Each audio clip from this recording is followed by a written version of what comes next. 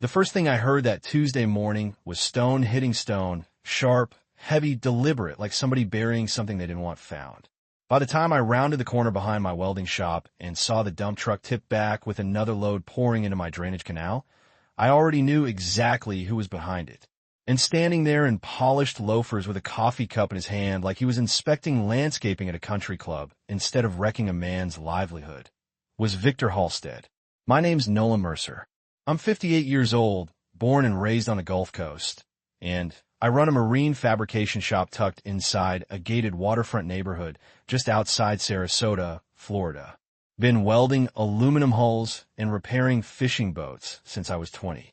Salt air, sparks, diesel, and hard work, that's my life. My father built the original shop in 1979, back when the shoreline was bait docks and shrimp boats, long before all the Mediterranean mansions and private yacht slips started creeping in and turning everything glossy and expensive. Back then, nobody cared how your tools looked as long as you could fix what broke. These days, appearances matter more than work, at least to folks like Victor. Harbor Crest Estates had become the kind of place where every driveway had pavers, every mailbox matched, and every lawn looked like somebody brushed each blade of grass individually. 220 homes, waterfront access, a private golf course winding through the property, and an HOA board full of people who treated landscaping decisions like national security. My little steel-sided shop sat near the East Pump Station, just outside the main golf path. You could smell cutting oil before you saw the building. Some residents waved when they drove by. Some brought me coffee. Victor Halstead wasn't one of those people. Victor chaired the HOA and practiced commercial real estate law downtown. He drove a silver Porsche Cayenne and somehow managed to look irritated even when he was smiling. Every time he passed my place, he looked at it like it offended him personally. For 2 years, he'd file complaints. Noise, equipment visible from the fairway, fuel odors, delivery trucks. Every one of them denied. My permits were clean, zoning was grandfathered, and my property rights were older than every stucco mansion wrapped around me. That drove him crazy. So when I saw his landscaping crew dumping crushed limestone into the drainage canal behind my shop, I already knew this wasn't random. Morning, Nolan, he called like we were neighbors talking weather.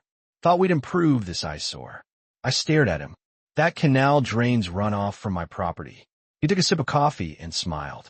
It was reviewed. We're beautifying the perimeter. You got permits? Victor shrugged. County won't care. Danny Morales, the landscaping foreman, wouldn't even look me in the eye. Just kept signaling his guys to unload another truck. 8 tons total by noon. Thick white stone packed tight into a channel that had been moving water for decades. I called county permitting, left a voicemail, took photos, then went inside and hoped maybe I was overreacting. By 1:30, I knew I wasn't. Gulf tide started pushing in, and rainwater from the previous night had nowhere to go. First, my floor drain burped up brackish water. Then it spilled. Then it surged. My TIG welder sparked and cut out. Extension cords hissed underwater. A custom center console hull floated 2 inches off its trailer. I shut power fast as I could, but not fast enough. Saltwater got into everything. Plasma cutter, compressor lines, power boxes, inventory stacked low. The smell hit next. What aluminum and diesel and tide water mixed together in a way every coastal mechanic learns to hate. I stood ankle deep in my own shop while Victor's limestone sat like a concrete wall outside, and I felt something hot rise in my chest. Not panic, not anger exactly, just that calm, dangerous feeling you get when somebody crosses a line and doesn't realize how badly. My dockhand mason came splashing through the front bay. 26 years old, all energy. Boss, this is bad. Yeah. You calling insurance? Eventually. Police. I looked toward the canal. No, he frowned. Then what? I grabbed the old filing cabinet tucked under my father's workbench. Rusty drawer. Stacks of rolled deeds and plats. Half of it smelled like dust and old paper. Dad used to tell me never throw away land records on waterfront property because shorelines change, but paperwork remembers. I found the original survey from 1979 and spread it over the welding table. Then another amendment from 1988. Then a lease agreement I hadn't looked at in probably 15 years. and suddenly I stopped breathing for a second. Mason leaned over my shoulder. "What is it?" I tapped the page. "The East Pump Station. The one maintaining drainage for Harbor Crest. The one moving storm runoff for the golf course, lower residential units, and marina. Sat on my parcel. Always had. The HOA didn't own it. They leased the footprint month to month from my father after expansion years ago. Automatic renewal. Terminable by written notice." Mason blinked. "You're kidding." "Nope. And if that pump shuts off?" I looked out the open bay toward the manicured fairways shimmering in afternoon humidity. Then toward Victor's crew, still smoothing limestone like they'd won something. "High tides in 6 hours," I said. Mason stared at me for a long second, then actually smiled. "You serious?" I folded the paperwork carefully and slid it into a dry envelope. "Certified mail first. And after that," I looked him dead in the eye. "After that, we let gravity explain property rights." That evening I drove to the post office myself. Sent lease termination by certified mail. Signed every page. Perfectly legal. Perfectly documented. Then I came back to the shop after sunset. Humidity thick enough to taste. Frogs chirping in the marsh beyond the seawall. Harbor Crest looked beautiful from a distance, lights glowing off balconies. Golf carts cruising brick lanes.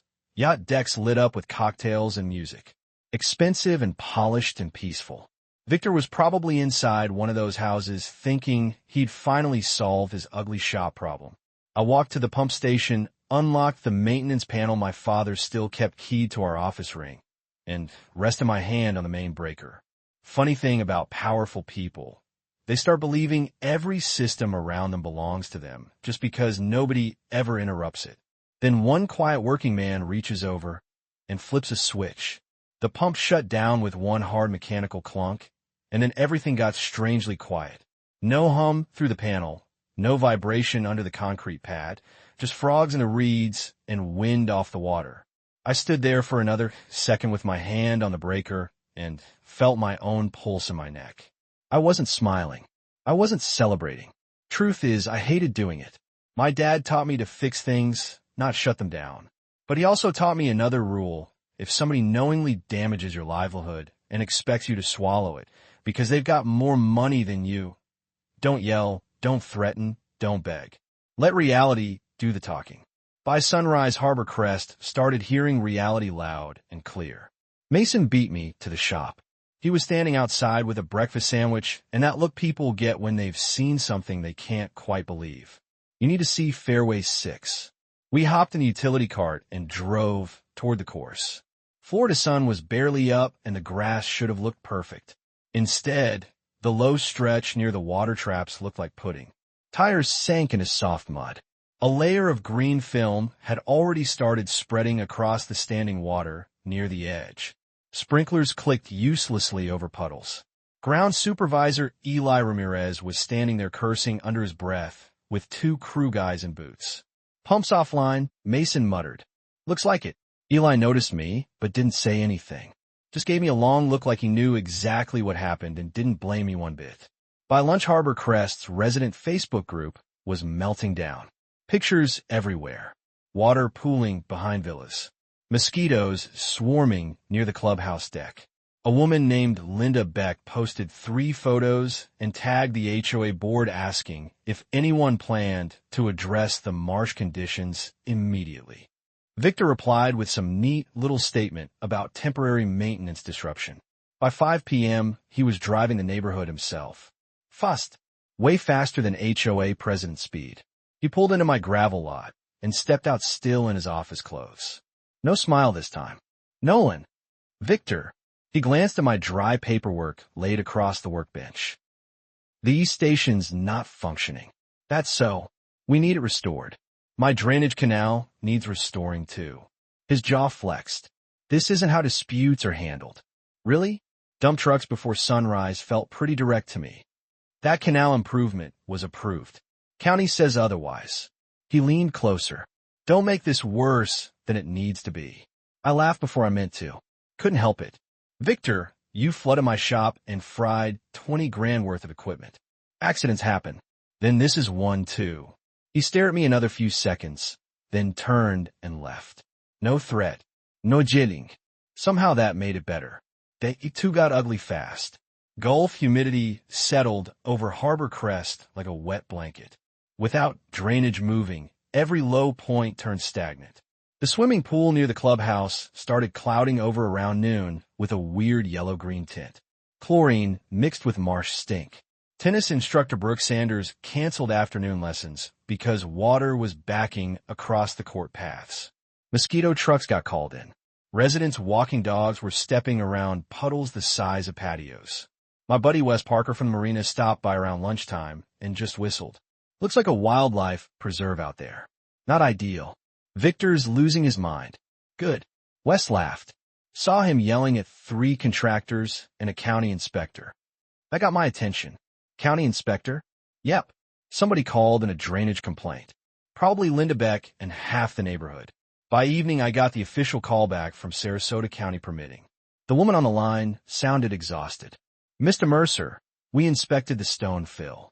There's no active permit on file. That tracks. We've issued a stop work notice. Appreciate it. And your canal should never have been obstructed. Appreciate that too. She lowered her voice. Off the record, your HOA president looked very uncomfortable. I thanked her and hung up. Mason nearly choked laughing. Uncomfortable. That's county employee language for panicking. We both looked out toward Harbor Crest. The place had gone from luxury brochure to humid disaster movie. Golf carts splashing through pooled water. Residents standing in driveways pointing. Club staff carrying fans and bug spray. A heron literally landed near the 7th green like nature itself had accepted the invitation. That night Victor called. Didn't text. Called directly. Nolan. Evening. This has escalated enough. Agreed. Let's discuss reasonable terms. Tomorrow morning. Why tomorrow? I looked outside at dark water reflecting porch lights. Because high tide's not done yet. He hung up. Day 3 was the one nobody forgot. Around 6:30, a storm rolled through. Quick Florida downpour. 15 minutes of hard rain. Normally the drainage system could have handled it easy. But with no pump and all that backed up runoff, Harbor Crest got hit everywhere at once. 12 ground floor units along the marina started taking in brown water through the patio thresholds. Golf cart paths disappeared. Decorative fountains overflowed. Clubhouse landscaping washed mulch across the front drive. The smell was unbelievable. Sulfur, wet grass, brine, rot, like the marsh had decided to move in permanently. By 8:30, Mason came running into the shop. Emergency HOA meeting. They're asking for you. I figured. Victor brought his attorney. Good. I washed grease off my hands slow on purpose, put on a clean button-down, grabbed the deed folder and invoice sheet, and drove over. Harbor Crest Clubhouse Ballroom usually hosted wine tastings and fundraising dinners. That morning it looked like a hurricane shelter for rich people. Half the residents were standing, shoes muddy, voices raised. Somebody had a towel around their shoulders. And there at the front stood Victor Halstead in expensive rubber boots with his attorney, beside him a sharp woman in a navy suit named Rachel Monroe. Rachel looked pale the second she saw my paperwork. Victor didn't bother with pleasantries. Restore the pump now. Morning to you too. People's homes are flooding. Mine did too. Name your price. A few residents went quiet instantly. Rachel whispered something to Victor. He ignored her. Nolan, he snapped, this ends today. I laid the folder on the table and slid the invoice toward him. Equipment loss. Damaged welding systems. Boat contract cancellations. Cleanup. Replacement materials. Temporary labor. Then the lease terms. Rachel scanned page 1 and immediately closed her eyes for half a second like she just walked into a courtroom already knowing her client was dead wrong. Victor read silently. His face lost color line by line. Then he looked up. You want prepaid lease terms? 3 years minimum. You added review authority on landscaping? 200 feet around my property. That's absurd. Rachel finally stepped in. Calm. Professional. Victor, relocation would require county engineering review, environmental permitting, redesign of the drainage network, and likely 18 months. He stared at her. There has to be another option. She nodded toward my paperwork. There is. One resident near the back actually muttered, "Just pay the man." Another one said louder, "Why was his drainage filled in the first place?" Victor looked like he wanted the floor to open up. He tried once more. "This feels punitive." I leaned on the table, kept my voice steady. "No, Victor. Punitive was burying a working man's drainage because you didn't like the view from your golf cart. This is repair and paperwork." The room went dead silent. Rain tapped against the clubhouse windows. Water pooled near the patio doors. Rachel turned to him quietly. "Sign this, or prepare for a much worse conversation with your residents." Victor stood there with that contract in his hands for a long second that felt like 5 minutes. Nobody in the room moved. You could hear rainwater dripping off the patio roof outside, and somewhere behind the bar a refrigeration unit humming like it was the only thing in Harbor Crest still working the way it should. He looked at Rachel, then at the residents packed shoulder to shoulder around him, and for the first time since I'd known the man, he looked genuinely small. Not angry, not polished, just cornered. The kind of look powerful people get when they suddenly realize paperwork matters more than confidence. Rachel leaned toward him and said something quiet enough I couldn't hear. Whatever it was landed hard. Victor swallowed, picked up the pen, and signed. Then Rachel signed. Then the HOA treasurer, who looked like he wanted to disappear into the carpet, signed after them. I added my signature last. No ceremony, no speech, just ink on paper in a room full of people trying to process how fast the balance of power had changed. A resident near the back actually clapped once before catching herself. Somebody else muttered, "Good." Victor set the pen down and stared at the table. "Turn it back on." I nodded. "As soon as county photographs the canal and your crew clears every ounce of stone." That got him to look up fast. Today. Rachel answered for him. "Done." And that was that. By noon, Danny Morales and 6 guys were back behind my shop hauling limestone out of the canal by machine and by shovel. Funny thing was, Danny finally looked relieved. He walked over while his crew worked and rubbed the back of his neck. "Nolan, I knew this felt wrong." "Then why do it?" He gave me a tired smile. "Because Victor signs checks." I nodded. "Yeah, I get that." He hesitated. "For what it's worth, sorry. Appreciate it." County inspectors photographed everything. Measured flow lines. Documented the obstruction. Mason supervised every inch like a prison guard with a clipboard. And by sunset, the channel was open again exactly the way my father designed it decades ago. Clean and sloped right. Water moving where it belonged. I walked over to the east pump station with Rachel trailing behind and Victor standing 20 feet back with his arms folded like he physically couldn't make himself come any closer. The sun was dropping low over the marina. Orange light bouncing off yacht windows. Mosquitoes finally thinning out. Harbor Crest looked exhausted. So did everyone in it. I unlocked the panel. Rachel glanced over the lease one last time. Everything appears in order. It is. Victor said nothing. I reached in and flipped the breaker. The pump kicked on hard. Deep mechanical vibration rolled through the concrete pad. Water surged through the channel immediately, rushing out toward the bay. You could actually hear residents outside react when standing water began dropping around the clubhouse lawn. A few golf carts stopped, and people watched like they were seeing magic. Within an hour, puddles had started reseeding. By morning, the course looked bruised but alive again. Pool crews shocked the water. Groundskeepers repaired damaged greens. Residents aired out lower units. Harbor Crest slowly put itself back together. But things weren't the same. Victor avoided my side of the property completely after that. If he passed behind the Porsche, he kept driving. HOA landscaping proposals now got delivered to my office before anyone touched so much as a palm tree near my fence line. And every month, right on schedule, Harbor Crest payment cleared without fail. $4,800. Every single month. $57,600 a year. Wired straight to the same welding shop Victor once called an eyesore. Mason thought it was hilarious. They're paying you to exist. Pretty much. Best contract I've ever seen. Mine too. The funniest part? A few weeks later, residents started stopping by more than ever. Some needed dock brackets repaired. Boat railings welded. One guy brought over a broken patio gate and stayed half an hour talking fishing. Linda Beck showed up with homemade banana bread and said, "For the record, most of us never wanted you gone." I laughed and told her I appreciated that. Truth is, Harbor Crest wasn't evil. Most communities aren't. Most people just want their homes nice and their lives quiet. The problem starts when one person with enough money and a little too much control starts believing every decision belongs to them. Victor didn't hate me because of noise or drainage or zoning.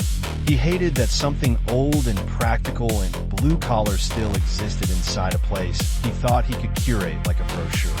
My shop didn't fit his picture. My father used to say, places like Florida teach one lesson better than anywhere else you can landscape around nature all day long. But water always remembers where it's supposed to go. Funny enough, so do people. A month after everything settled, I saw Victor alone near the clubhouse walkway. No crowd, no attorney, just him checking his phone. He looked up when I passed, hesitated, then gave one short nod. I nodded back. No words. Didn't need any. We both knew exactly how close he came to turning Harbor Crest into permanent wetlands. And we both knew he'd never underestimate the welding shop by the pump station again. These days I'm back to aluminum hull repairs, diesel engines, sparks flying through humid Florida air. Harbor Crest hosts yacht parties again. Golf tournaments too. Sunset cocktails by the marina. Everything polished and expensive like before. Except now, whenever landscaping crews work near my property, somebody always asks first. Every single time. And tucked in a file drawer inside my office, dry and organized, sits that lease agreement ready anytime I need it. So here's what I'm curious about. If somebody deliberately damaged your livelihood because they thought they could get away with it, and you had one legal move that could bring the whole neighborhood to a stop, would you have done what I did, or would you have handled it differently? Let me know in the comments. And if you enjoy stories about justice, neighbors, and people learning hard lessons the expensive way, hit like, subscribe, and stick around for the next one.